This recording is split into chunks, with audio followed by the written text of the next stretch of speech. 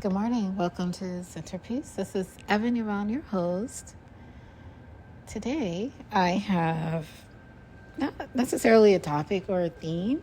I guess it's a theme: encouragement and comfort and edification.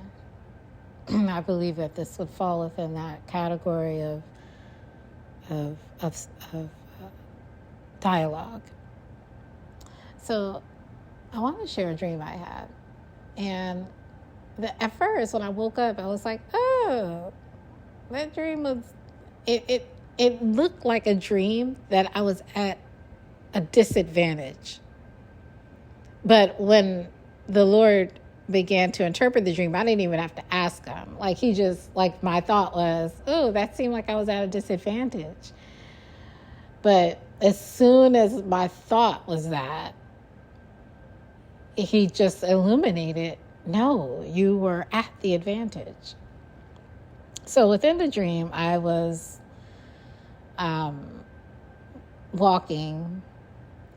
I had been walking past this lion a couple of times. So basically, when I walked past the lion in the dream, I'd already known. I'd walked past it a few times because I had no fear or concern about walking past this lion, and it let me know at that time that I had walked past it many times before, but it wasn't a threat to me. So at this point in the dream, when I walked past it one time, I saw myself walking past it multiple times before. And then I walked past it again. It was almost like a Groundhog's Day kind of feel. And I walked past it again. And this time there was I had ruffled, something had happened from where I was coming and going from, that I had ruffled the kind of anger in the lion. It knew to hold its peace when I came by. It wasn't trying to threaten me. But what happened is when I walked past it and I could feel that it felt at this point threatened a little bit,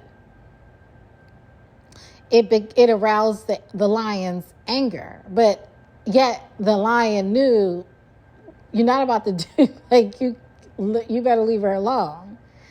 And I knew that. But there was a slight amount of it wasn't fear. I became concerned at this point. I was like, this thing is going to try to do something. And soon as I thought about that, the lion kind of got up. And the lion got up and was going to decide to pursue me. It became kind of defensive.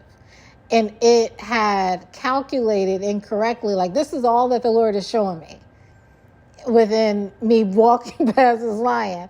It had calculated that I was a threat at this point.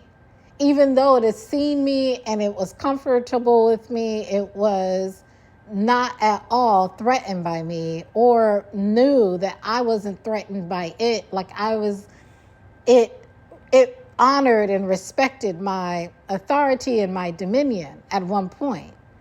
But the Lord was showing me when I had that demotion in confidence, in a sense, because I walked past it in a sense that it was a little annoyed with me. And I didn't know why. But it obviously had something to do with whatever work I was completing during the times that I kept walking past it every single time. So it gets up, and all of a sudden, everything underneath me it's icy. And I'm like, okay, it just changed. The surface of what I'm walking on is ice at that point. and the ice is surrounding the house. There was a house, and the house I'm familiar with. So there was a front door, and then you can walk along the side of the house to go to a back door, and the house sits on a corner, but it's elevated above the rest of the street.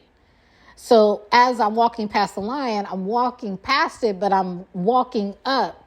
When I turn to the right, I walk up the steps to be more elevated above the lion again a little bit. Well, it actually puts us on an even playing field because the lion at the whole time is sitting above the walkway that I have to walk past it through. So when I get up the steps, all of the ground turns to ice, and it's all icy. And I'm like, man, this is going to present a challenge because I'm not going to fight this lion. I'm gonna run from it and get into shelter. So there was a couple things that I noticed because I'm like, first of all, this lion is out of its environment now. And as soon as it decided that it was going to try to convince itself that I needed to be attacked because it felt threatened, as soon as it decided that's when its environment became he had put himself in an environment that he wasn't going to be able to accomplish what he set out to do. Because lions don't run on ice. They don't know, they can't. Like automatically his instincts, which seemed to be very regal at first, turned into kind of savage, he demoted himself to thinking like an animal and not an intelligent one. So it gave me the advantage because even though there was ice, I know very well how to walk on ice. I know how to walk on ice very well. I know how to balance myself and pace myself to where I won't slip and I'm definitely not going to fall. So it's something that I've already, in the natural, know how to do very well. And I was like, these became my choices. The choice was, all right, it gets up and it realizes that it wants to devour me. I see it as it's doing that. And I'm like, no, I am not about to be devoured by you. I'm going to get away from you. So there was 3 options for me. I could either make the short trip. There was a front door that was right there that I could have, but the way that it inclined, I was like, if anything, it would take me a little bit longer. It would take me a little bit longer if I just tried to go through the front door, which was the closest door to me to get away from it. But also because of the lion's strength, it could have bypassed and maybe just leaped over the ice towards me. So it gave it a greater advantage. So I decided, all right, I'm going to run down the side. I'm going to go to the farthest exit or entrance, the one that's farthest away from me. But it seems to be the worst choice because it's farther away. But my logic and my reason in the dream was that this lion cannot get to me because of the ice. Even though I didn't realize at the time in the dream that the ice was for my benefit because it was actually a terrain that I could actually work very well. So I begin to quickly accelerate towards, I don't run at all. At no point in this time am I running. It is all really thought-based. I'm accelerating through this icy terrain, ground, which is very, very slippery. The lion comes to its senses. I end up getting to the back. I never see myself go into the house, but there's a man standing all the way on the other side where the other entrance is, and he's trying to tell me, which I already knew, he's trying to tell me, like, look, there's a lion behind you. You better run. And I was like, and I kept signaling to him, don't say anything, because I knew that it was very mental it was a mental thing. If I allowed myself to become afraid, I would lose my strategy to save myself from the danger that was behind me. The guy is meaning very well. Like, listen, there's a lion behind. I can see him mouthing it, but I can't hear him. But I know what he's telling me because I know that the lion's there. I've already walked past it. I've already aroused it, and it's mad at me. I get it. So I get, and I'm like, I can see, I begin to, in the dream, dismantle the lion's ability through just my thought. I begin to, in the dream, dismantle its ability to even be able to get close to me. That's how much distance I put in between it in the spirit. I was like, no, you will not devour me. You will not do anything. I'm going to get away from you, and it will not happen. And that is what happened. So I woke up. All of this is, I'm getting more revelation as I'm talking about it, but and also just what God was giving me revelation about. As he said, you weren't at a disadvantage. I put the lion at a disadvantage by putting the ice down. It was a challenge for you to figure out, but that was God's goal. And I was like, that's so dope. Who trains like this? This is just like, what is going on around here? This is amazing. It's so fascinating. The wisdom, the multifaceted wisdom of God, and the intelligence and the ability that he places within me, and decided that this is going to be the way that you'll think about this. And this will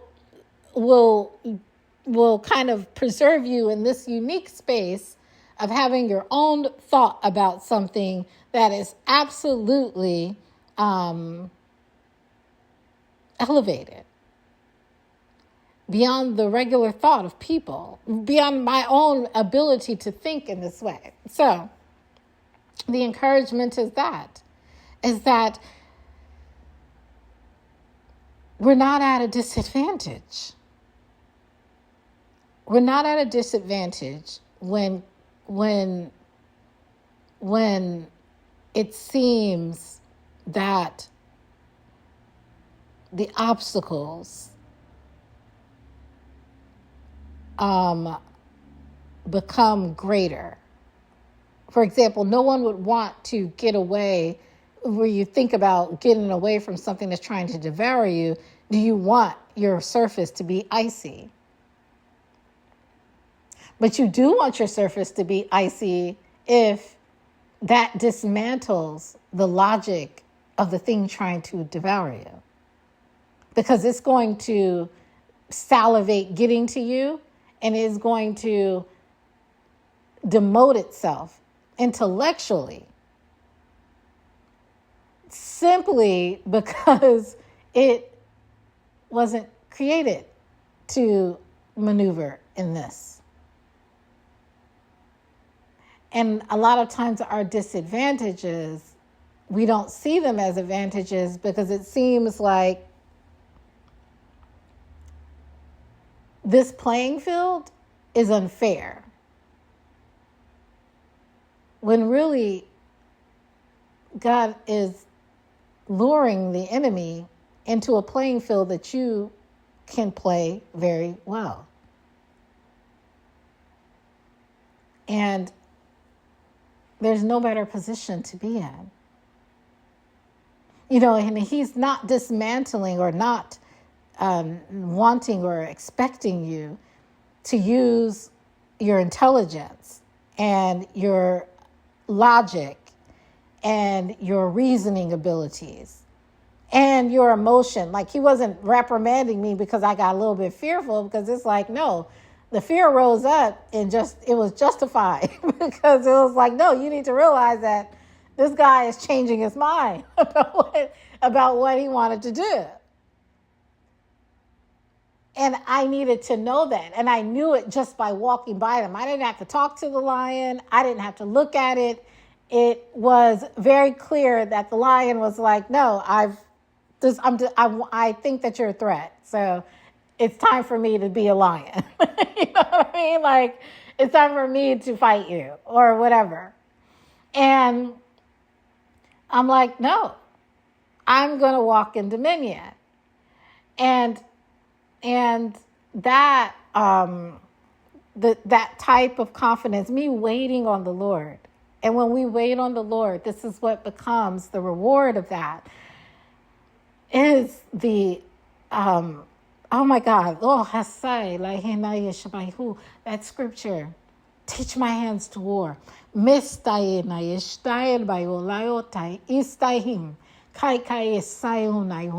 That is what that is. That's what that is. Teach my hands to war. Because you just don't ever know when the tide is going to change.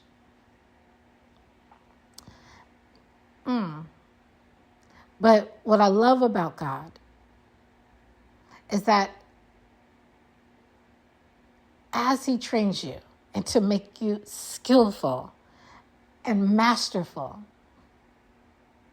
in dealing within the affairs of men in the earth,